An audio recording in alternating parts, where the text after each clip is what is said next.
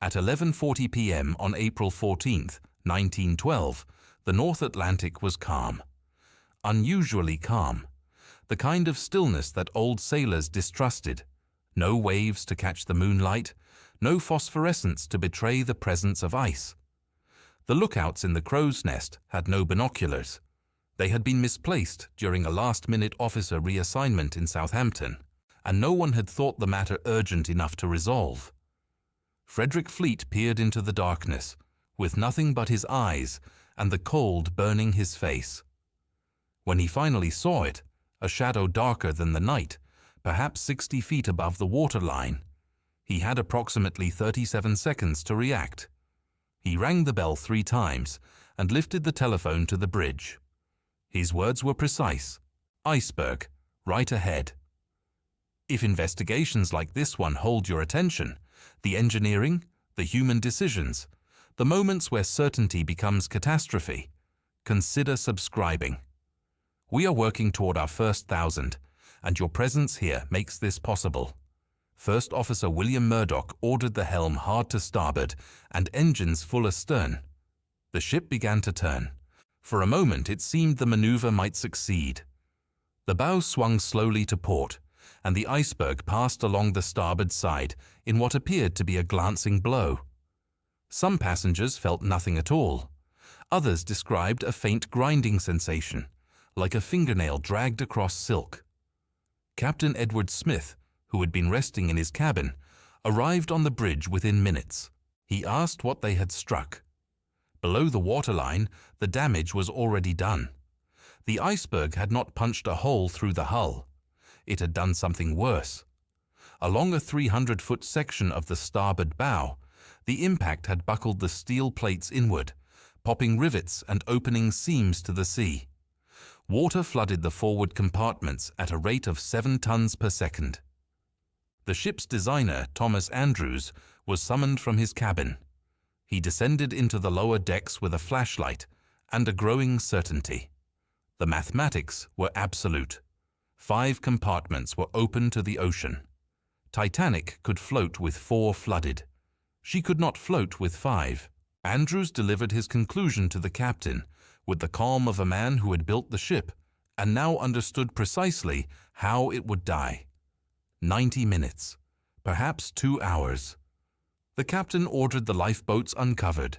The time was 12:05 a.m.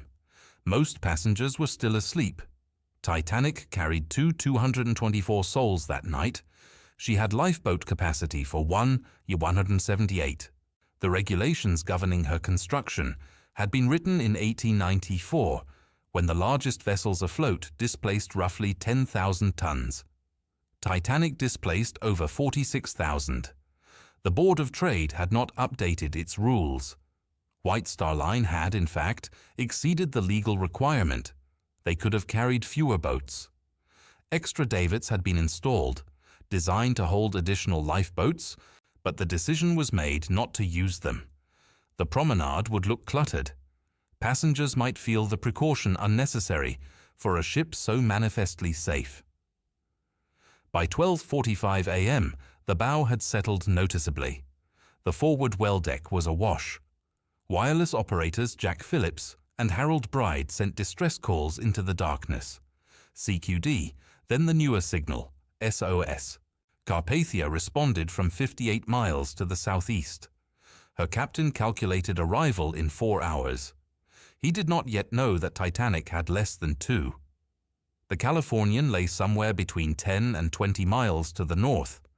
Her wireless operator had gone to bed. Her officers saw rockets in the sky and did not act. The inquiry would struggle to explain why 8 white rockets fired in succession at midnight did not warrant investigation. The evacuation was hesitant, disorganized, and stratified by class. Lifeboats left the ship half empty. Boat number 1, with a capacity of 40, departed with 12 people aboard. Some passengers refused to leave, trusting the ship's reputation more than the small wooden craft swinging over black water. In steerage, locked gates and language barriers created confusion and delay. By the time the last boat pulled away, More than 1,500 people remained on board. They gathered on the stern as the bow plunged beneath the surface, and the great hull rose toward the sky, propellers exposed. At 2:20 a.m., Titanic broke apart and slid into the Atlantic.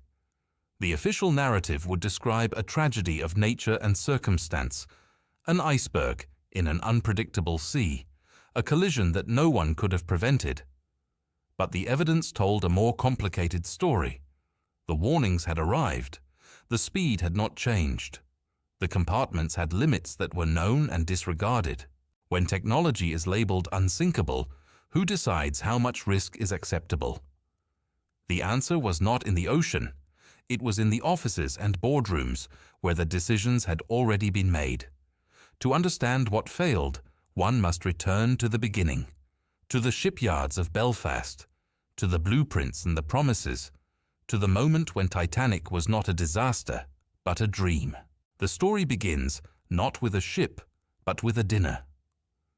In the summer of 1907, J. Bruce Ismay, chairman of the White Star Line, sat across from Lord William Peary, chairman of Harland and Wolff Shipbuilders, at Peary's London residence.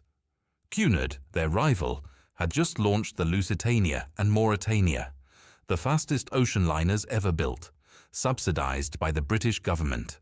White Star could not compete on speed. They did not have the engines or the funding. What they could offer was something else entirely: size, luxury. The experience of crossing the Atlantic, not as an ordeal to be endured, but as a voyage to be savored. By the time the desert plates were cleared, the two men had sketched the outline of 3 ships that would redefine ocean travel. They would be called Olympic, Titanic, and Gigantic. The names were chosen deliberately. They were meant to evoke not merely scale, but dominance. The contract went to Harland and Wolff's shipyard in Belfast, where Lord Peary's nephew by marriage, Thomas Andrews, would oversee the design. Andrews was 34 years old, a man who had entered the shipyard as an apprentice at 16 and worked his way through every department: the drawing offices, the joiner's shop, the engine works, the hull construction. He understood ships not as abstractions on paper, but as living systems of steel and rivets and human labor. He was known for walking the decks during sea trials, notebook in hand, recording every creak and vibration, every flaw that might be corrected. His colleagues described him as meticulous to the point of obsession. He would need to be. The ships he was asked to design would be the largest moving objects ever created by human hands. Construction began on Olympic in December 1908 and on Titanic 3 months later. The 2 hulls rose side by side in a specially built gantry, towering 200 feet above the River Lagan. At peak production, more than 15,000 men worked in the yard: riveters, platers, fitters, electricians, carpenters. The hammering of rivets echoed across Belfast from dawn until dusk, a rhythm so persistent that residents claimed they could feel it in their bones. 8 workers died during Titanic's construction. In the industrial calculus of the era, such losses were considered regrettable, but unavoidable. The design philosophy was straightforward. Titanic would be a floating palace, insulated from the inconveniences of the sea. Her first-class accommodations included a swimming pool, a Turkish bath, and a grand staircase crowned by a wrought iron and glass dome. But beneath the gilded surfaces, the engineering told a different story. Titanic's hull was divided into 16 watertight compartments, separated by bulkheads that could be sealed by electrically operated doors. The system was advanced for its time. It was also incomplete. The bulkheads did not extend to the top deck. They rose only a few feet above the waterline, high enough to contain flooding in calm conditions, low enough to allow water to spill from one compartment to the next if the ship settled by the bow. Andrews knew this. Taller bulkheads would have interfered with passenger access and cargo handling. The decision was made to accept the limitation. The shipbuilder's calculations stated that Titanic could remain afloat with any 2 compartments flooded, or with the first 4 flooded simultaneously. Beyond that, the mathematics turned unfavorable. This was not a secret. It was published in the technical press. But somewhere between the engineering offices and the marketing brochures, a transformation occurred.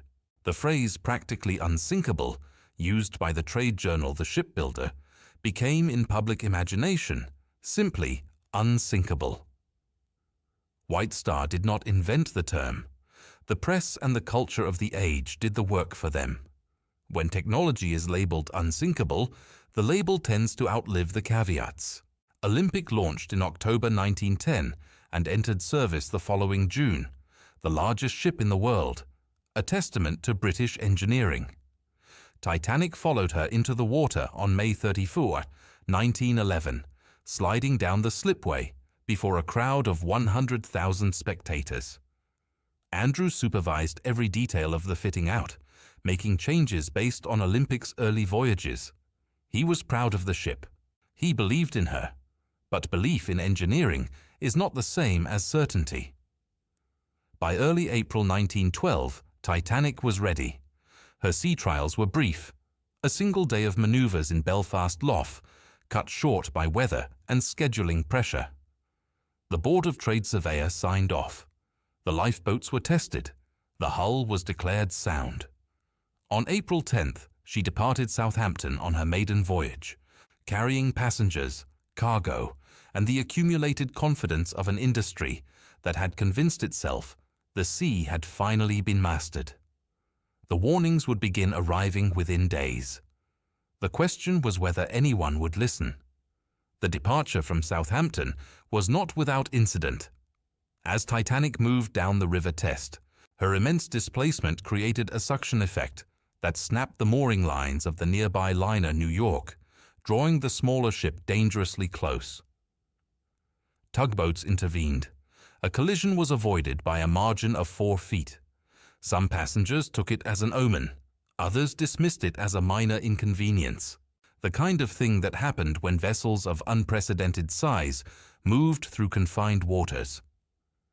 The delay lasted an hour. By early afternoon, Titanic was underway, heading for Cherbourg to collect additional passengers, then on to Queenstown on the Irish coast. By the evening of April 11th, she had cleared land and turned her bow toward New York. The crossing had officially begun. Captain Edward John Smith commanded the bridge. He was 62 years old, the most senior captain in the White Star Fleet, a man who had spent 38 years at sea and commanded 17 different ships. He was known as the millionaire's captain, trusted by the wealthy to deliver them safely and discreetly across the Atlantic. His reputation was built on calm competence and social grace. He had experienced emergencies before. In 1911, while commanding Olympic, he had overseen the ship's return to Southampton after a collision with HMS Hawke. Smith's handling of the crisis had been praised. What was less discussed was whether the collision might have been avoided. Olympic had been moving at considerable speed in confined waters. The inquiry attributed fault to both vessels. Smith's record remained officially unblemished. The wireless room, staffed by Jack Phillips and Harold Bride, operated around the clock, not as a safety system, but as a commercial service. Passengers paid to send and receive messages. The Marconi operators were employees of the Marconi Company, not White Star Line. Their primary duty was passenger traffic. Navigational messages, including ice warnings, were passed to the bridge when convenient, but they held no special priority. The distinction would prove critical. The first ice warning arrived on April 12th, transmitted from the French liner La Touraine. It reported icebergs and field ice near the Grand Banks. Captain Smith acknowledged the message. The ship's course remained unchanged. Over the next 2 days, additional warnings arrived from Caronia, Baltic, America, and Californian, each describing ice in or near the shipping lanes. The reports were not unusual. April was the peak of the iceberg season, when bergs carved from Greenland glaciers drifted south on the Labrador Current. Experienced captains knew the danger. They also knew that standard practice was to maintain speed and trust the lookouts. Slowing down was considered unnecessary, even unprofessional. The sea was vast. The odds of a direct collision were small. The pressure to maintain schedule was considerable. Bruce Ismay was aboard for the maiden voyage, occupying one of the finest suites on B deck. At some point during the crossing, he was shown an ice warning from the Baltic. He placed it in his pocket and showed it to passengers at dinner, apparently as a point of interest rather than concern. The message was not returned to the bridge for several hours. Whether Ismay influenced the ship's speed was never conclusively established. He would deny it under oath.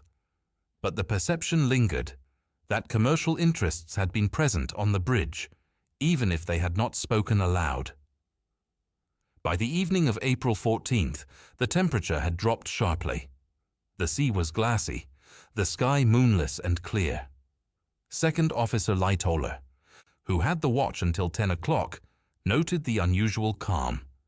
He remarked that the absence of waves would make icebergs harder to spot. There would be no white foam breaking at their base. He passed the observation to First Officer Murdoch when the watch changed. Neither man ordered a reduction in speed. The lookouts were reminded to watch carefully for ice. The ship continued at 22.5 knots, nearly her maximum velocity. At 9:40 p.m., the steamer Mesaba transmitted an urgent warning: ice field directly in Titanic's path. The message reached the wireless room. Jack Phillips was overwhelmed with passenger traffic, working through a backlog that had accumulated during an equipment failure. He acknowledged the Mesaba warning, but did not deliver it to the bridge. It sat on his desk, unseen by the officers who might have acted. 40 minutes later, the Californian called again, reporting she had stopped for the night, surrounded by ice. Phillips, buried in messages, cut her off. Shut up, I am busy." The Californian's operator turned off his set and went to bed. The clock moved toward 11:40 p.m. The ship drove on through the darkness. The warnings had been sent. They had not been silenced. They had been ignored. Somewhere ahead, invisible against the black water, the ice was waiting. The lifeboat regulations that governed Titanic had been written for a different era. In 1894, when the Board of Trade last revised its rules, the largest ships afloat displaced approximately 10,000 tons. The regulations required vessels of that size to carry 16 lifeboats with a total capacity of 962 persons. The rule was based on tonnage, not passenger count. It assumed that in the event of a collision, nearby ships would arrive quickly to ferry survivors from the stricken vessel. The open sea was becoming crowded with steamships. Rescue, the regulators believed, would always be close at hand. By 1912, ships had grown beyond anything the original authors had imagined. Titanic displaced 46,000 tons and carried over 2,000 people. The Board of Trade had not updated its requirements. No one had demanded that they do so. White Star Line was aware of the gap. During the design phase, Alexander Carlyle, one of the managing directors at Harland and Wolff, had proposed installing 48 lifeboats, enough to accommodate every person aboard. The davits were designed to handle the additional weight. The proposal was discussed at a meeting with White Star executives. It was not adopted. Cost may have played a role, though the expense was trivial compared to the construction budget. Aesthetics were mentioned. The promenade deck would appear cluttered. There was also a sense, never stated directly, that too many lifeboats might suggest the ship was not safe. Confidence was part of the product. Titanic sailed with 20 boats, 16 wooden lifeboats, and 4 collapsibles. Total capacity, 178. She carried 224 souls. The crew had conducted a lifeboat drill in Southampton before departure. It lasted approximately 1 hour. 2 boats were lowered to the water, rowed briefly, and returned to their davits. Most of the crew did not participate. Many had joined the ship only days before sailing and were unfamiliar with their emergency stations. A full muster drill, scheduled for the morning of April 14th, was cancelled. The reasons are unclear. Some accounts suggest Captain Smith wished to hold a church service instead. Whatever the cause, the result was that when the emergency came, the crew had not practiced a coordinated evacuation. Officers were uncertain which boats they were responsible for. Seamen did not know how to properly lower the davits. Passengers had not been shown where to find their lifebelts or how to reach the boat deck. Below the waterline, Titanic's engineering spaces hummed with the labor of nearly 300 firemen, trimmers, and engineers. The ship burned 600 tons of coal per day, fed into 29 boilers by men working 4-hour shifts in temperatures exceeding 100 degrees. They were the invisible engine of the floating palace above, shoveling, hauling, sweating in darkness, while first-class passengers dined on oysters and lamb. The class divisions aboard were absolute.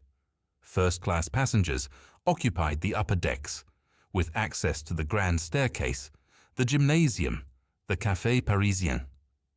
Second class enjoyed comfortable but less extravagant accommodations amidships. Third-class passengers, immigrants bound for new lives in America, were housed in the lower decks, separated from the upper classes by locked gates and staircases that did not connect. The segregation was not merely social, it was structural. In an emergency, third-class passengers would need to navigate a labyrinth of corridors and staircases to reach the boat deck. Many spoke little or no English. Signage was minimal. Stewards were few. The assumption, embedded in the design, was that third-class passengers would wait, while first-class passengers were attended to. The mathematics of evacuation had a hierarchy built into them. On the night of April 14th, as the temperature dropped and the sea flattened to an unnatural stillness, the ship's routines continued undisturbed. Dinner was served in multiple sittings. The orchestra played in the first-class lounge. Passengers retired to their cabins or lingered in the smoking rooms. In the crow's nest, Frederick Fleet and Reginald Lee strained their eyes against the darkness, searching for shapes that might betray the presence of ice. They had no binoculars. They had only the cold and the silence and the faith that someone was watching out for them. The ship was designed to succeed under conditions its architects had imagined. The failure would come from conditions they had dismissed. The compartments could hold. The steel could flex. The rivets could bear the load. All true, within limits. The question no one had answered was what happened when the limits were exceeded. The engineers knew the numbers. The officers trusted the ship. The passengers believed what they had been told. And the ice drifted south on the current, indifferent to all of it, waiting in the dark. The collision lasted approximately 10 seconds. To those on the upper decks, it was barely perceptible. A slight jar, a distant scraping, the faint shudder of something brushing against the hull. A few passengers noticed ice fragments scattering across the forward well deck. One man picked up a piece and joked about putting it in his whiskey. In the first-class smoking room, the card games continued without interruption. The engines, which had briefly stopped, resumed their rhythm. For a few minutes, Titanic appeared to sail on, as if nothing had happened. The ship that could not sink had been struck, and hardly anyone noticed. Below the waterline, the reality was different. The Iceberg had opened the ship along a 300-foot section of hull, not a clean tear, but a series of buckled plates and popped rivets that allowed the sea to pour through gaps no wider than a man's hand. In the forward compartments, the flooding was immediate and violent. The mailroom, located on the lowest deck, filled within minutes. The 5 postal clerks who had been sorting letters for delivery in New York worked frantically to drag sacks of registered mail to higher ground. They would not survive. In Boiler Room 6, the sea burst through with such force that the firemen barely escaped before the watertight door slammed shut behind them. The green warning light on the bridge indicated the compartments were sealed. It did not indicate how much water was already inside. Thomas Andrews arrived on the bridge within 15 minutes of the collision. Captain Smith had summoned him immediately, understanding that only the ship's designer could assess the true extent of the damage.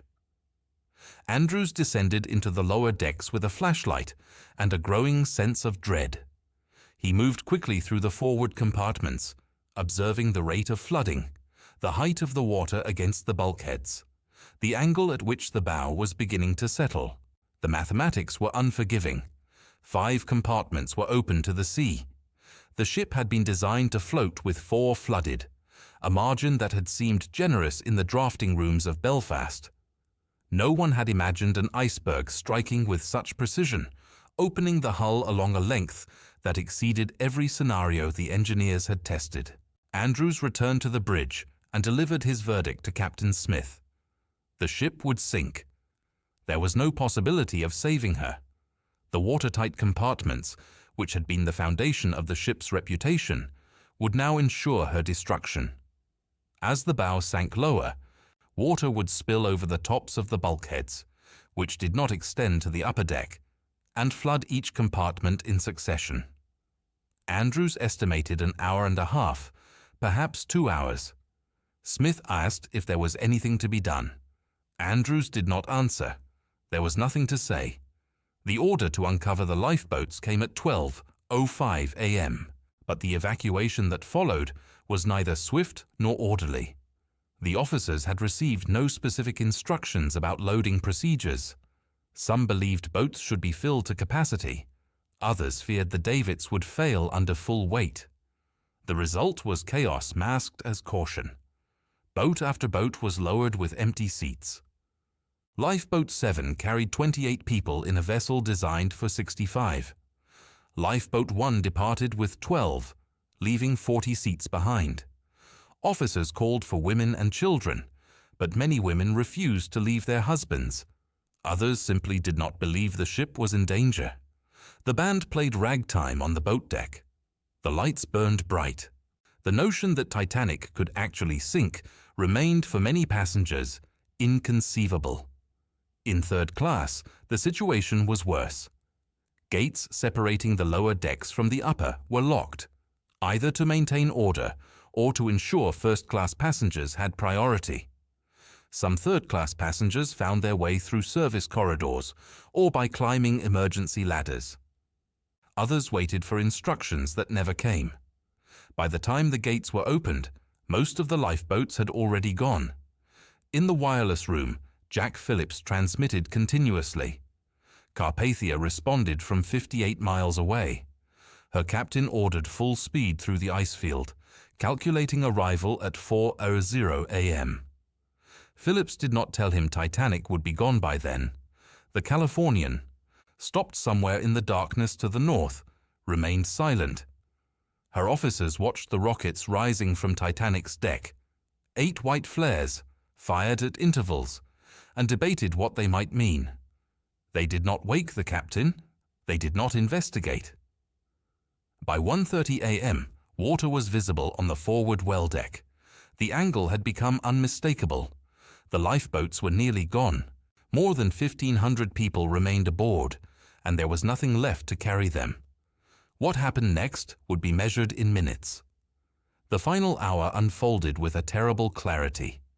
By 2:00 a.m., the bow had sunk so far that the forward well deck was entirely submerged.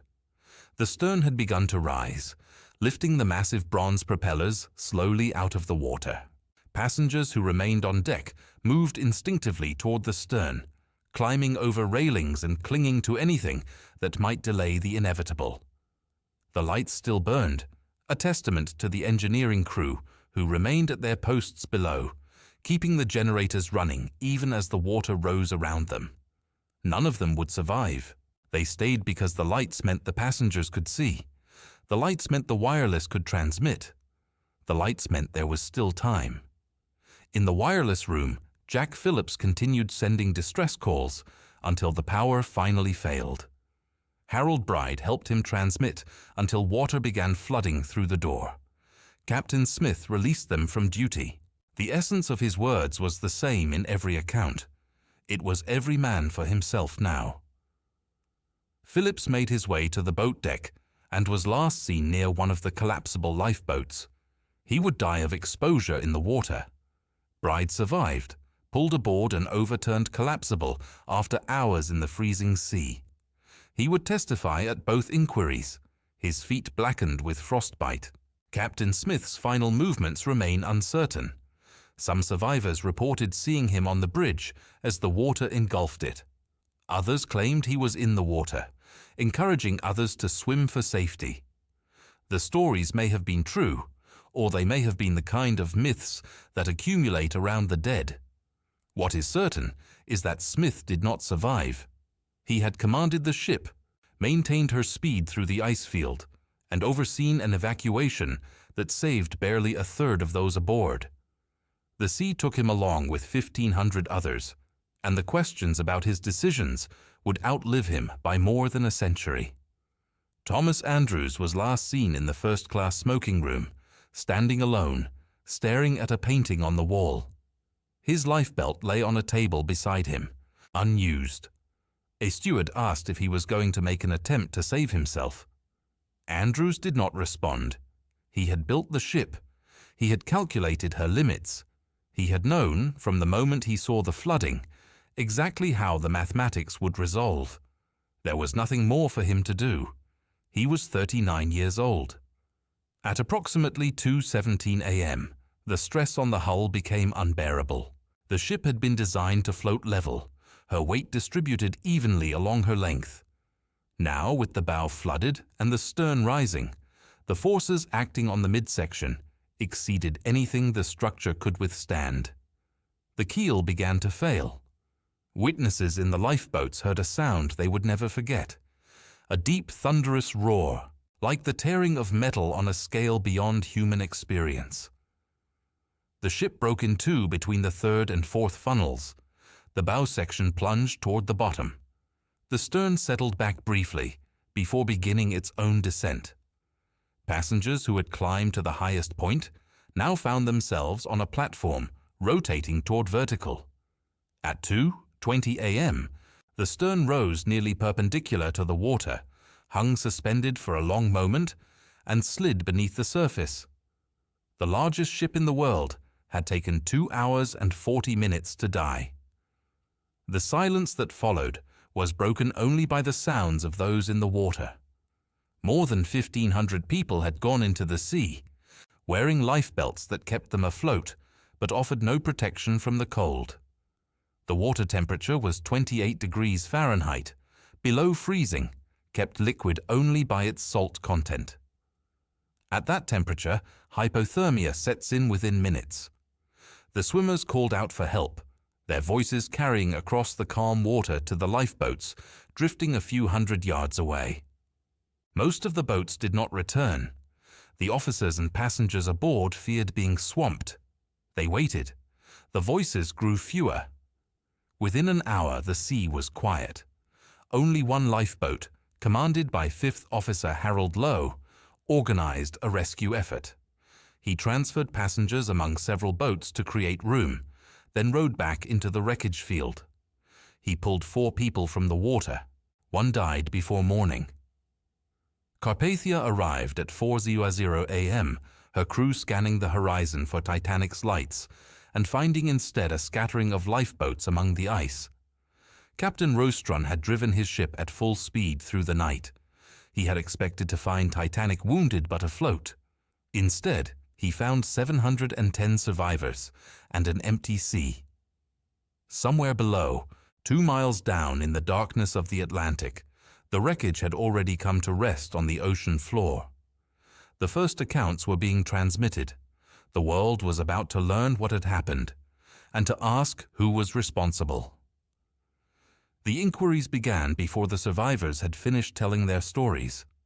The United States Senate convened hearings within days of Carpathia's arrival in New York.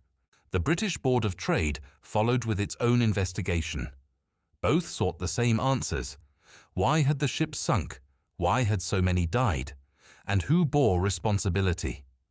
The American inquiry concluded that Captain Smith had failed to heed ice warnings, that the ship had been traveling too fast, and that the Californian had ignored distress signals that might have saved hundreds. The British inquiry reached similar conclusions, but softened the blame. Captain Lord of the Californian was criticized, but not charged. Ismay was scrutinized, but exonerated. The Board of Trade, whose outdated regulations had permitted the lifeboat shortage, investigated itself and found no fault. No one was held criminally responsible. The dead remained dead, and the living returned to their positions. But the disaster changed things. The first International Convention for the Safety of Life at Sea convened in 1914, establishing requirements that endure today. Lifeboat capacity for every person aboard, mandatory drills, 24-hour wireless watch, and the International Ice Patrol to monitor North Atlantic shipping lanes. The reforms came too late for the 1,500 who died, but they ensured no ship would sail again under the same assumptions. The wreck lay undiscovered for 73 years, 2.5 miles below the surface. When Robert Ballard located it in 1985, the images confirmed what survivors had described. The ship had broken in two, bow and stern, resting nearly 2,000 feet apart. The bow had buried itself in the sediment, its railings intact, its name still legible. The stern had collapsed on impact, twisted beyond recognition. The wreck is deteriorating now, consumed by iron-eating bacteria. Within decades, the structure may collapse entirely, leaving only a rust stain on the abyssal plain. When technology is labeled unsinkable, who decides how much risk is acceptable? The answer in 1912 was everyone and no one. The shipbuilders made assumptions. The regulators failed to update their rules. The company prioritized schedule. The captain trusted his experience. Each decision was reasonable in isolation. Together they created a catastrophe. The lesson is not that ambition is dangerous. It is that confidence, unchecked by humility, becomes its own blindness. The ice was always there. The question was whether anyone was willing to see it. If this investigation held meaning for you, consider leaving a like and subscribing. Your comments help shape what we examine next. Which disaster? Which failure? Which moment when certainty met its limits? Thank you for your attention and for remembering those who were lost.